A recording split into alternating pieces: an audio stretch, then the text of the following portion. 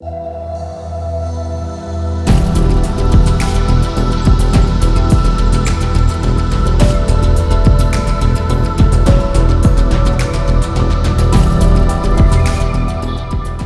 to the Radian Partners videocast series.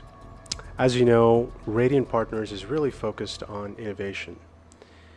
This videocast series has been now going on for the past year amidst the COVID-19 crisis, and we've seen and spoken to a wide variety of companies that are really at the cutting edge of innovation, especially in the software world. Today, I'm honored to be joined by Dr. John SantaLucia, who is the president and CEO of DNA Software, a very, very exciting diagnostics technology company based out of Ann Arbor, Michigan. And today we're going to really dig into what the future of diagnostics really looks like from John's perspective and a company right here in Ann Arbor, Michigan. Welcome to the show, John. Thank you, Mo, for inviting me. Absolutely. So let's start off, John, by just talking a little bit about your background. You have a very interesting career path that's led you to founding DNA Software. So let's start there. Okay, sure. I started out in physics, actually, in college. Took a chemistry course, freshman chemistry course, fell in love with chemistry. And my senior year of college, I took a medicinal chemistry course. That was my first introduction to biology. Mm-hmm. And I soon discovered that I was a scientist who enjoyed all the disciplines. So I did my graduate work at the University of Rochester in mm-hmm. biophysical chemistry. I told people I couldn't make up my mind. So I did biology, physics, and chemistry. As a professor, I remember very early on we were doing some studies that were fundamental to understanding DNA. We were making measurements on the thermodynamics of Watson-Crick base pairing. Mm-hmm. Very basic research, but I remember like it was yesterday when I told my graduate student, Nick Payray, that I said, hey, Nick, I think we discovered something really important here. And he said, yeah, I agree. Mm-hmm. I said, unfortunately, I don't think anyone's ever going to use it. And he's like, why? This is awesome. Our predictions work as well as you can measure it. And I said, well, no one's going to use it because it's too hard. It's mm-hmm. just too hard. It's table lookups and math and adding stuff up. And, mm-hmm. I said, we need to bring this to people's level if they're going to if we want them to use it. And he's like, well, what can we do? I was like, why don't we make a web page? This was in 1994. We did that. Wow. And, the internet, among browsers, Netscape was the first browser. And I remember seeing the pictures come up slowly. But anyway, I said, I think we should make a web server. And he was like, well, how are we going to do that? And I was like, we don't know how to program. And we're like, well, we'll teach ourselves. We're scientists. That's what we do. We do whatever technique will help us to solve a problem. So anyway, that was the genesis of me learning software. So now I do chemistry, physics, biology, and computer science. Yeah. So we started that webpage. The first year we had 100,000 hits. In 1994, That's 1995, huge. That was a lot of hits for a scientific website. Yeah. The second year we had over 1 million hits. Wow. And then I started getting a lot of requests for consulting. So I had about 30 companies or so who were asking me for consulting. It was more than I could handle. And I grew up in an environment with entrepreneurship, and I thought there's a commercial value to this expertise that we've developed. And that was sort of the start of, thoughts about starting a company, DNA Software. Mm-hmm. Yeah. That's exciting, John. And it's, you're right. When you talk about biochemistry, microbiology, it's a domain that a lot of people, it probably just breezes right over their head what you're talking about. But as we get into the story of DNA Software, I think there's some really interesting insights into why this in particular is a domain that's well suited for innovation with software. So let's talk a little bit about that. DNA Software as a company, what's the fundamental premise behind the company? The fundamental premise is that many of the things that biologists do on a day-to-day basis actually have a more fundamental basis in chemistry. And so we really want to simulate all aspects of biology, And we have focused in on nucleic acids in particular, DNA and RNA. And we want to have a first principles approach to solving those types of problems. There are many other people who tried more heuristic approaches that I think have been less successful than our physics-based, chemistry-based modeling approaches. More recently, we've been really interested in combining the details of the science of how molecules interact with algorithms and databases and cloud-based computing. So the three of those things together, the science, the databases and algorithms, and the high-performance computing, has really changed our field and our whole approach to how we solve the problems. And it's really fair to say that most biological applications before year 2010 or so were desktop computing applications. So we were one of the early leaders in the field of biology to go to the cloud-based computing. Sure. And in the context of software, it's interesting because a lot of biotechnology, a lot of medical diagnostics, you think of the physical devices, you think of, as you mentioned, some of the simulation software, and all of these technologies, they fit into different parts of, what I think of as this sort of R&D life cycle. The beginning, the middle, and the end. You and I have spoken, quite a bit about this. The middle and the end, well, they're very busy from a technology standpoint. When it comes to operationalizing experiments, when it comes to executing experiments, when it comes to optimizing experiments, there's a ton of different solutions out there. There's a ton of different technologies out there, ton of different consulting solutions out there as well. But interestingly enough, in this sort of fuzzy front end, when you're designing the experiments, there seems to be an interesting sort of gap in the marketplace today. Can you talk a little bit, John, about how DNA software really addresses this experiment design kind of gap in the marketplace, and maybe share your perspective on why this has sort of been an ignored kind of area? I mean, we always think of the phrase garbage in, garbage out, but it seems like this space may have looked beyond that to some extent. I think you really hit on something there. I think design is a truly 21st century idea.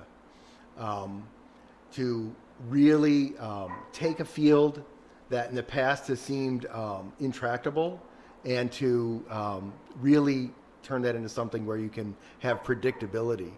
In fact, that's the essence of engineering, is to take known facts, put them together, make something robust. The field of biology has just been aching for that kind of platform. It's a real missing part. If you look at, for example, one of the things we're experts in with design of PCR, the polymerase chain reaction, which is the basis for many of the diagnostics that we talk about for COVID and influenza A and all that sort of thing. In the past, it was really kind of a experimentally driven field, making a new diagnostic. And the reason for that was the tools didn't work. I mean, honestly, if you submitted a primer design program online, you'd get a result that was as accurate as if you just tried something that you just, winged it and just sort of did it from just experimentally. The ability to simulate all of the aspects of what's going on with a primer, all of its, what interactions are forming, what competing reactions are forming, the kinetics of the process, thermodynamics, all those sorts of things were just missing information. There was a missing science, and there was missing data. Databases didn't exist. And so now that's really a part of our approach, is to marry the physical sciences with the database sciences to sort of create a very robust design. The other thing was people's usages in the early 2000s here were much less ambitious than they are now. So there is a major push nowadays to miniaturize, to automate design processes, and to multiplex, to detect more than one thing at a time. As soon as you go away from just doing a single set of primers, for example, for diagnostic, the problem scales very poorly. It's exponentially exploding problems. We can get to that a little later, but the computer is well suited to doing millions of experiments that could never be done in the laboratory. Sure. And 21st century algorithms allow you to even address problems that are of astronomical scale, as we can get to. So all of those sorts of things. So the lack of models, the lack of data, the lack of computer resources are all exactly the three things that we are bringing to bear on modern diagnostics. Those value propositions, John, of course, they seem so relevant to everything that's been going on over the course of the past year plus now, and it occurs to me that right now, from a societal standpoint, may be the most relevant time for technology like DNA software. Can you talk a little bit about the impact that COVID-19 has had on this diagnostic space, and specifically the way in which DNA software is, I suppose, participating in the world's, let's call it, battle against COVID-19? It is fair to say that development of molecular diagnostics, it was an underappreciated area in terms of its impact on society. I would say that the COVID crisis has really changed people's perception of that. They recognized that the tools that were at hand were insufficient to meet the need. We saw a lot of stumbling early on. If you remember, there were problems with some of the assays from the CDC. It's not to rag on the CDC. It's just to say they were using inferior tools. I wish they would have contacted us, actually. We could have helped them. But that problem of people thinking that they could just do it empirically really cost many lives. And DNA software has, we recognize the problem. We've been in business 20 years now, and we recognize the need for diagnostics for infectious diseases, human genetic diseases, diseases involving agriculture. All of those things are areas where we can make a significant impact. And I think COVID has really sort of focused attention, those failures, those early failures, and then even later failures of diagnostic tests with false positives of 20-30%, false negatives, even worse. So all of those things that we have been trying to preach to people for years that sounded boring, talking about false positives, false negatives, and limit of detection. Well, those are the critical things that lead to a good design or a good working assay. So we want to get those numbers above 95%. Sure. So that we're accuracy. Sure. And that's achievable nowadays. So. You mentioned a couple of different constituencies there, John. You mentioned, the government. You mentioned their collaboration with private biopharma companies in the development of drugs and vaccines, et cetera. Earlier in the conversation, we spoke a little bit about the actual instrumentation companies in the medical diagnostics space. One thing is clear: this sort of value chain in the diagnostic space is quite involved, and there's lots of different constituencies in this domain. But from DNA Software's perspective as a company, who does DNA Software serve? It seems like there's value in a variety of different places throughout the ecosystem, but who are some of the ideal partner categories for DNA Software, both from a technology standpoint and from a services standpoint? Our main customer base, I'd say about 2/3 of our customer base nowadays, is biotechnology companies who have an ability to stand up laboratories for doing clinical testing. They have the ability to distribute and market and all the other aspects, but developing assays is a rate limiting step for them, assays that work and that change with time. COVID is not a single disease. We're hearing about all of the different variants of COVID, the UK variant, the South African variant, the Brazil variants. And all of those need to rapidly respond. Well, if you're doing it in a laboratory empirically, it's going to take you several months to develop an assay. We really want to get to a place where we have rapid response capability, where we can deliver a new design within days or faster, and in which case the validations come back and work on the first try, and get it into the clinic right away. So that's a major opportunity area, I think, is that sort of rapid response. Mm-hmm. There's an old molecular biology textbook that I was peering through earlier today, just in preparation for our conversation. John, you might get a kick out of this. I was just looking at some of the terminology used and what the academics in the space had to say at the time about primer design, about experiment design, and the importance of it. And interestingly enough, a lot of the language that was used was pretty similar to the language that's used in the primer design space today. What's important is coverage, specificity, sensitivity, right? These sorts of things. And of course, DNA software in part, helps further calibrate and improve efforts around getting all of these different components of PCR diagnostics design honed in and tuned. But it makes one wonder, is there some notion of change in the primer design space over time? Lots of different industries, they may start out in the Stone Ages and there's one way of doing things, and then they evolve to improving that solution. Then ultimately there's a sort of a denouement climax event where technology just kind of democratizes access to even the most complex problem-solving tools.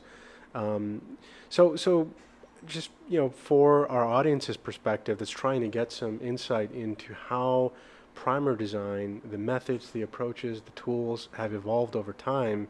What has that evolution been like from your perspective, and what's ahead for primer design moving forward?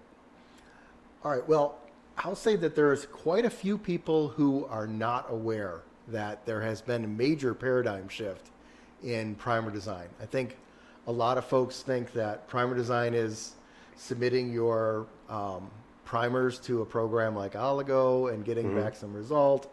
That is a prediction of the melting temperature, maybe using a program like BLAST to look at the specificity of the primer. But meanwhile, they're neglecting all of the things that are most important in an assay design.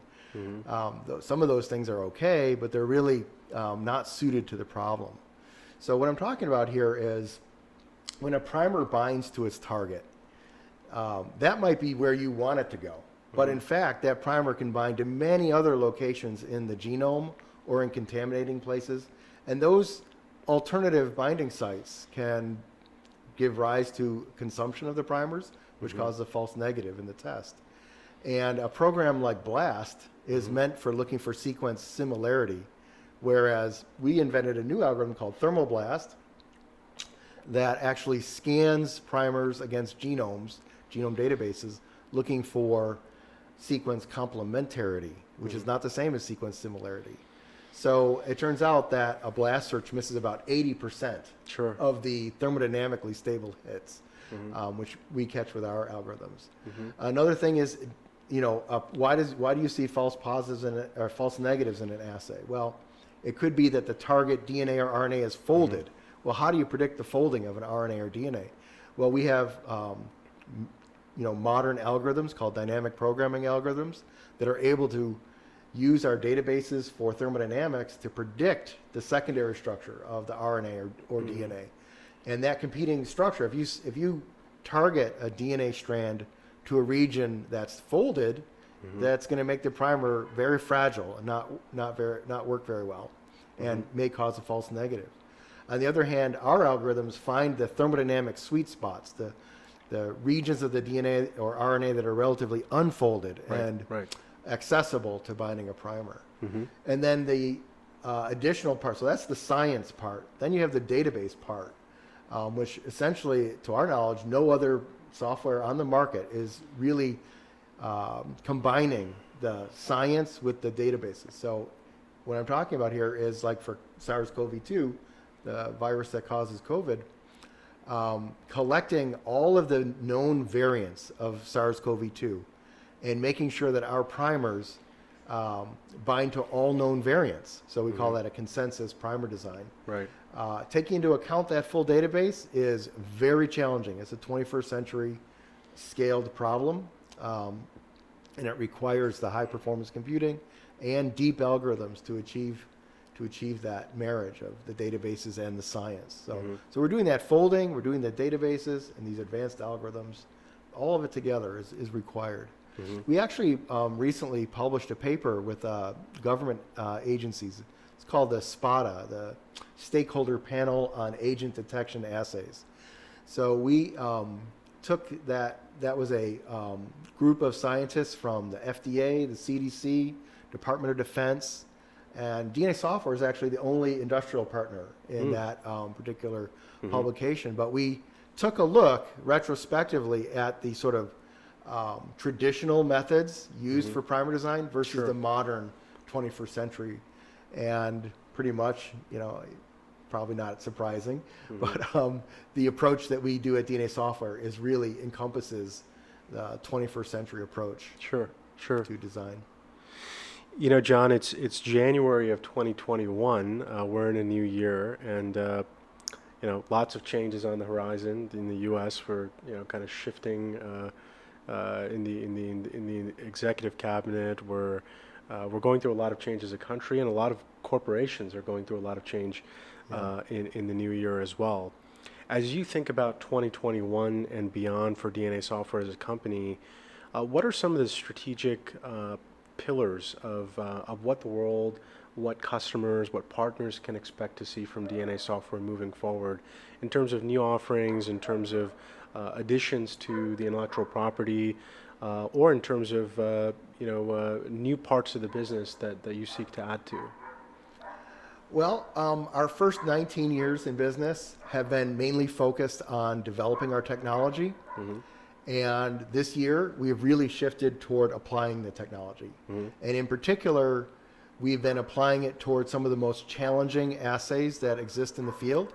So we've been developing multiplexed assays. So one of the early ones that we've done, so we were looking for partners that have the capabilities of doing large clinical distribution of these assays. But we have developed an assay first for COVID, along with flu A and flu B, multiplexed assay. Next, we move on to doing other respiratory panel pathogens. So we work with a company called SantaLucia in Silicon Valley. They've been a great partner of ours, and we're very happy with we made an upper respiratory panel for them that involved 27 different viruses and 3 different bacterial pathogens that cause infections, upper respiratory infections. So getting assays to all work together is very challenging. So if primer design for a single target is hard, or primer design for a single target where you have many different variants of that target is hard, these are even more challenging because now we're doing multiple viruses, multiple bacteria. So we've also engaged with the Department of Defense in developing assays for bioweapons. You can't name all of them, but some of them you would know. I could say anthrax and Ebola and things like that, where there's a sort of dual use possibilities there. We've made assays for them that are quite large. We made a 35-plex for bacteria for them. And we were able to show on the very first try for that 35-plex, it would be fair to say that normally users might see a success rate around 70% for single-plex design. So we saw 100% success for all the single plexes. So all 35 of the bacterial designs we did worked on the first try with limit of detection below 50 molecules. So we hit all of the benchmarks that we wanted there. But then in multiplex, we got 30 out of 35 to work in multiplex on the first try. And that's really, that's a real breakthrough. That's unheard of to have 87% of the assays work in multiplex. And that is a tribute to the mathematical models that we've made and the databases and algorithms that we've brought to bear on these projects. So we were able to turn around. So we got 30 out of 35 on the first try with no optimization whatsoever. But then after just one iteration, we were able to figure out what was wrong with those 5 and redesign those and got 35 out of 35 in one iteration. And that's really one of our goals right now, is to be able to make it so people can iterate quickly to a full solution. So we've done that for multiple partners now, where we're making panels now for urinary tract infections, gastrointestinal infections, various blood infections.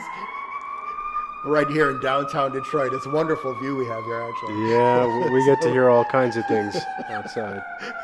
So we're developing a series of multiplexed assays for a wide variety of pathogens. So we're looking at vaginitis panels.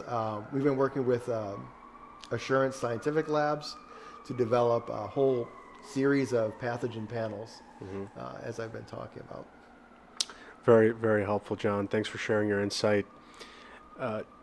John, as we wrap up the discussion today, one thing that I wanted to get your insight on as a thought leader in the medical diagnostics domain and diagnostics design in particular is I wanted to see if you have a call to action for the industry at large. As you mentioned, a lot of people aren't aware of some of the technological evolutions that have happened in this space over the past several years.